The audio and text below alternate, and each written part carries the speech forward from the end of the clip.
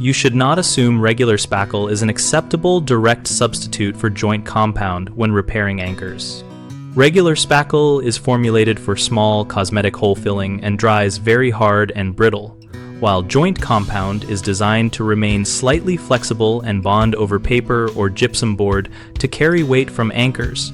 For a secure anchor repair, remove loose drywall around the hole back to a solid edge, and clear dust with a soft brush so adhesive and patch materials adhere.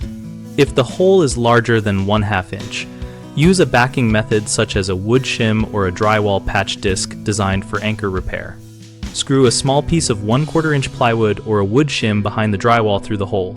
Hold it in place with a long screw.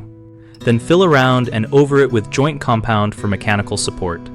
For small holes, where a threaded anchor will catch, apply a bonding primer first, then several thin layers of joint compound, allowing each layer to dry fully and lightly sanding between coats to build up strength without trapping moisture.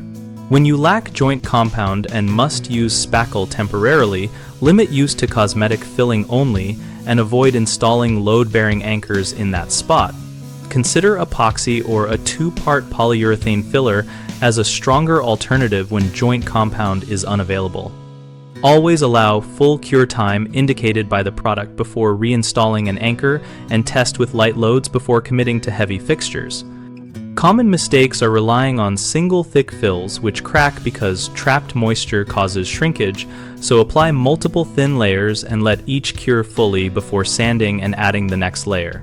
Another frequent issue is failing to provide backing for larger holes, which causes the anchor to pull through. So install a wood shim or an appropriate patch disc behind the drywall to transfer load into the substrate. A third concern is installing anchors into patched brittle spackle areas which crumble under torque, so only use spackle for non-load cosmetic repairs and switch to joint compound, epoxy, or a proper repair kit when anchoring is required. BigHomeProjects.com connects homeowners to trusted local contractors and lists projects, materials, and practical repair tips for jobs like anchor and drywall work. We also host a discussion community where homeowners and contractors share experiences, ask questions, and find leads so we can help contractors find work and homeowners find practical guidance.